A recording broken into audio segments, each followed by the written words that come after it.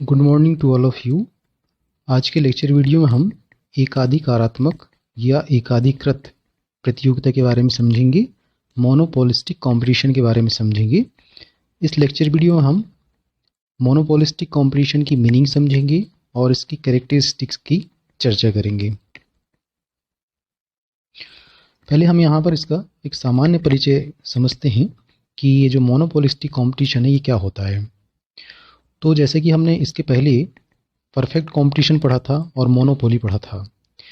तो perfect competition और monopoly ये दोनों ही जो मार्केट के टाइप्स हैं, ये दोनों मार्केट जो है वास्तविक जगत में नहीं पाए जाते हैं।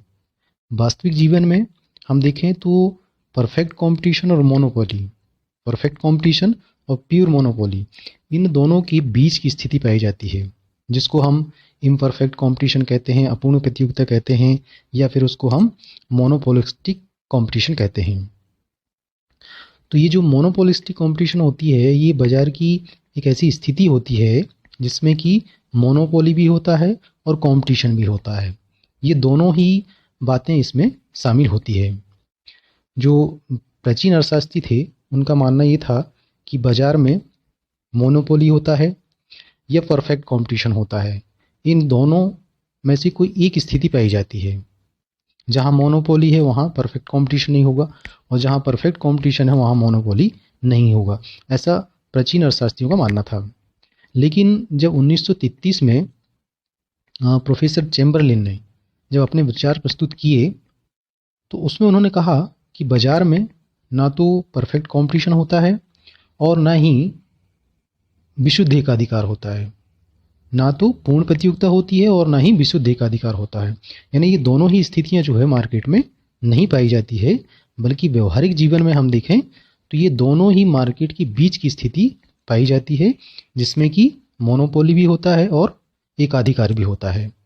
यानी मोनोपोली भी होता है और परफेक्ट मोनोपोली भी और कंपटीशन प्रतियोगिता, ये दोनों तत्व उसमें शामिल होते हैं वास्तविक जीवन में।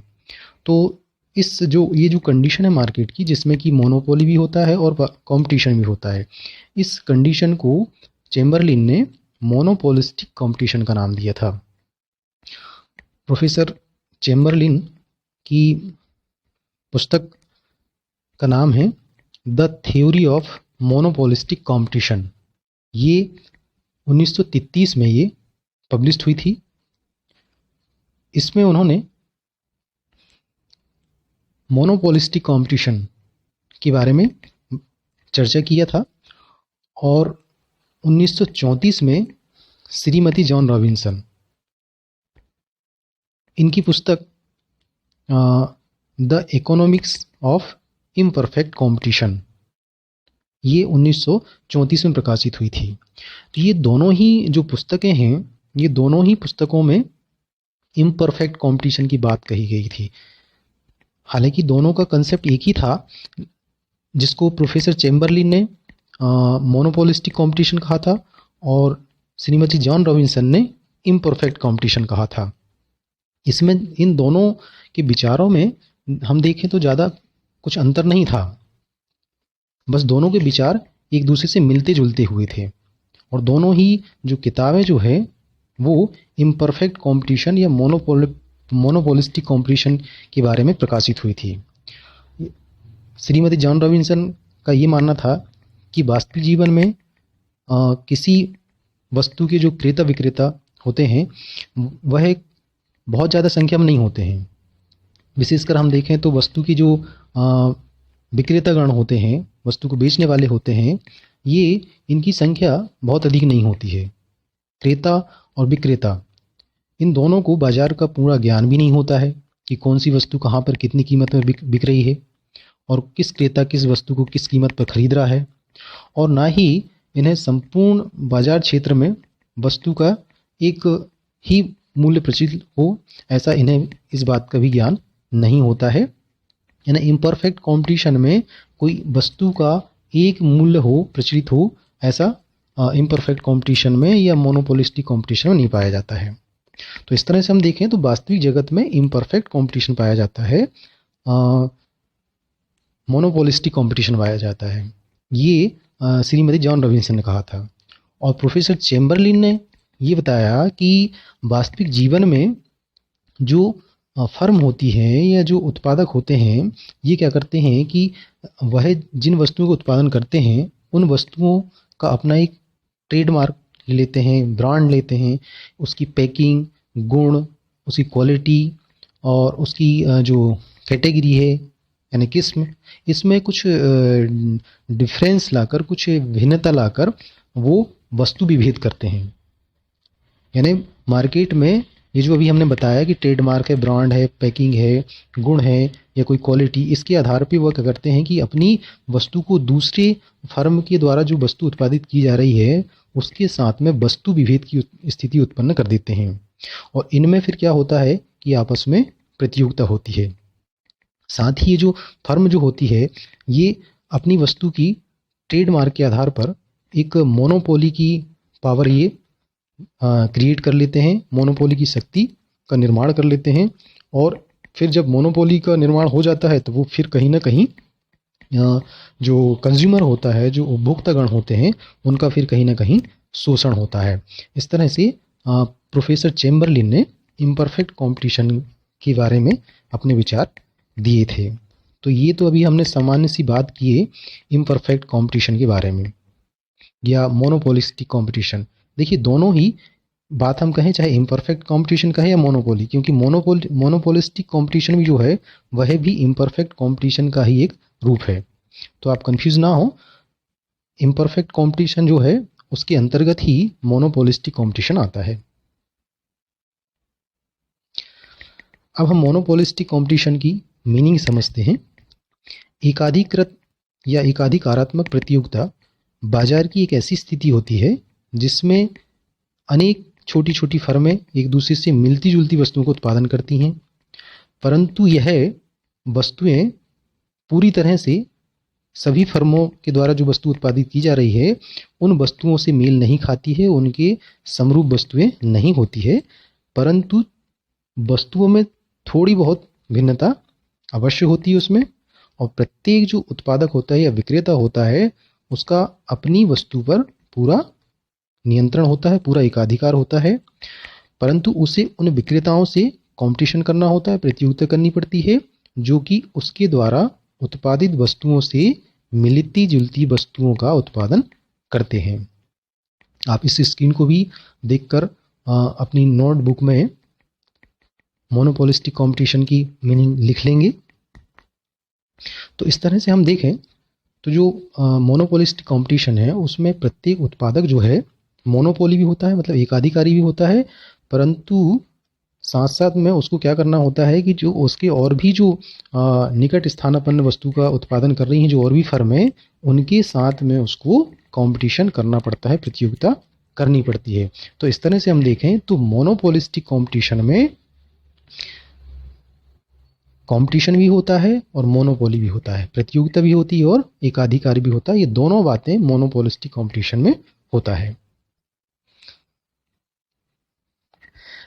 देखिए हम आपको एक एग्जाम्पल के माध्यम से सिंपल तरीके से मोनोपोलिस्टिक कंपटीशन को समझाने का प्रयास कर रहे हैं। यहाँ पर मान लीजिए कि ये 4 साबुन आप देख रहे हैं, लक्स और लक्स की साबुन, सिंथॉल, नंबर 1 और ये संतूर, ये 4 साबुन हैं। अब ये 4 जो फर्म हैं या 4 कंपनियां हैं ये 4 तरह की साबुन बनाती हैं, ठीक है। अब यदि लक्स साबुन को जो फर्म बनाती है उसको लक्स साबुन बनाने और बेचने का अपना एक मोनोपोली उसके पास में अधिकार है। इसी तरह से सिंथॉल को भी अपना अधिकार है और नंबर 1 को भी और संतूर को भी मोनोपोली प्राप्त है। तो ये तो बात हुई कि ये जिन वस्तुओं को उत्पादन कर रहे हैं उन वस्तुओं का बेचने के लिए उनके पास में मोनोपोली की पावर उनके पास में है, लेकिन इसके बावजूद भी देखिए उनमें के बीच में कंपटीशन होता है, क्योंकि ये सभी वस्तुएं जो है स्थानापन्न वस्तुएं हैं। चारों साबुन जो है ये चारों साबुन से उपभोक्ता इनका उपयोग जो है नहाने के लिए, हाथ धोने के लिए यूज़ किया जाता है। तो इन चारों जो प्रोडक्ट हैं, इन चारों प्रोडक्ट के बीच में हम देखें तो क्या होता है, कंपटीशन होता है।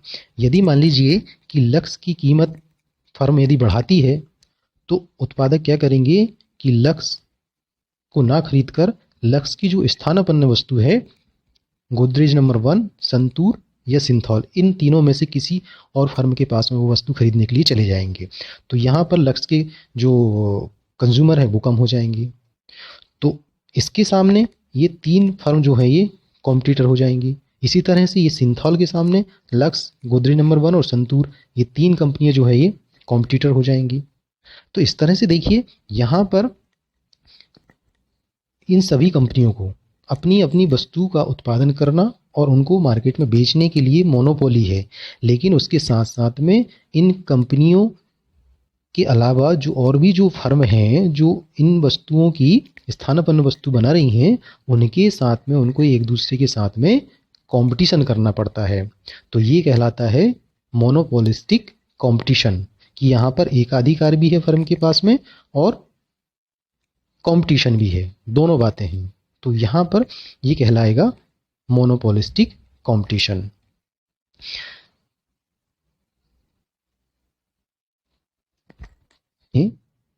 मोनोपोलिस्टिक कंपटीशन की कैरेक्टरिस्टिक्स के बारे में, कि जो एकाधिकारात्मक प्रतियोगिता होती है इसमें कौन कौन सी प्रमुख विशेषताएं पाई जाती है। तो नंबर 1 जो विशेषताएं हैं वह है विक्रेताओं की अधिक संख्या में होना। जो मोनोपोलिस्टिक कंपटीशन होता है इसमें वस्तु विशेष का उत्पादन करने वाली जो फर्में होती है उनकी संख्या काफ़ी होती है, अधिक होती है। इसलिए जो प्रत्येक फर्म होती है वह फर्म जो है संपूर्ण उद्योग का एक छोटा सा भाग का वह उत्पादन कार्य करती है और प्रत्येक फर्म को उत्पादन पर कुछ सीमा तक एकाधिकार प्राप्त होता है। इसलिए वह स्वतंत्रतापूर्वक उत्पादन कार्य को जारी रखती है। लेकिन फिर भी उसको उन फर्मों से उन प्रतिद्वंदी फर्मों से कंपटीशन करना होता है जो कि स्थानापन्न वस्तु का निर्माण कर रही हैं, उनसे उनको कंपटीशन भी करना पड़ता है। इसलिए उत्पादन में कमी और वृद्धि, ये दोनों करने का जो फर्म होती है उस फर्म विशेष के उत्पादन पर कोई विशेष प्रभाव नहीं पड़ता है। तो पहली विशेषता ये हुई कि जो मोनोपोलिस्टिक कंपटीशन है इसमें विक्रेताओं की संख्या अधिक होती है। दूसरी जो विशेषता है मोनोपोलिस्टिक की वह है वस्तु विभेद की। जो मोनोपोलिस्टिक कंपटीशन होता है इसमें कई सारी फर्में जो है एक दूसरे से भिन्न भिन्न वस्तु का उत्पादन करती हैं, लेकिन उसके बावजूद भी वे फर्में जो है निकट स्थानापन्न वस्तु का उत्पादन करती है। जैसे अभी हमने आपको साबुन का एग्जाम्पल दिया था, लेकिन ये पूर्ण स्थानापन्न नहीं होती हैं, निकट स्थानापन्न होती हैं। तो इसमें फर्म क्या करती है, या तो वो ट्रेडमार्क के बहाने से या ब्रांड से या क्वालिटी से, इस तरह से वो है क्या करती है अपनी वस्तुओं में कुछ दूसरी वस्तुओं से भिन्नता पैदा कर देती हैं और ग्राहकों को अपनी ओर आकर्षित करती हैं। ग्राहकों को कई बार वो कुछ गारंटी दे देती है कि आपको अगर 6 महीने में सामान ख़राब हो जाएगा तो आपको वारंटी दी जाती है, 6 महीने में सामान ख़राब होगा तो हम टूट फूट की मरम्मत जो होगी उसकी वो हम देंगे। तो इस तरह से, या घर में माल पहुंचा के देते हैं कुछ फर्में नहीं देती हैं, तो जो फर्में माल पहुंचा के दे रही हैं वो दूसरी फर्मों से डिफरेंट हो जाती है। तो इस तरह से कुछ फर्में जो हैं अपनी वस्तु का वस्तु विभेद उत्पन्न करती हैं इस मोनोपोलिस्टिक कंपटीशन में। दूसरी थर्ड पॉइंट ये है कि फर्मों का उद्योग में प्रवेश जो होता है वह स्वतंत्र होता है और बहिर्गमन भी स्वतंत्र होता है। यानी आसानी से फर्में मोनोपोलिस्टिक कंपटीशन में प्रवेश भी कर सकती है और यदि उसे हानि हो रही है तो वह उस उद्योग को छोड़कर जा सकती है और दूसरे उद्योग में अपना उत्पादन कार्य को कर सकती है। नंबर 4 देखिए, विक्रय लागतों का इसमें बड़ा महत्व होता है, क्योंकि विज्ञापन पे होने वाले जो व्यय होता है, जो खर्चा होता है विज्ञापन में जो खर्च किया जाता है वो कहलाता है क्या, विज्ञापन लागत कहलाती है वो।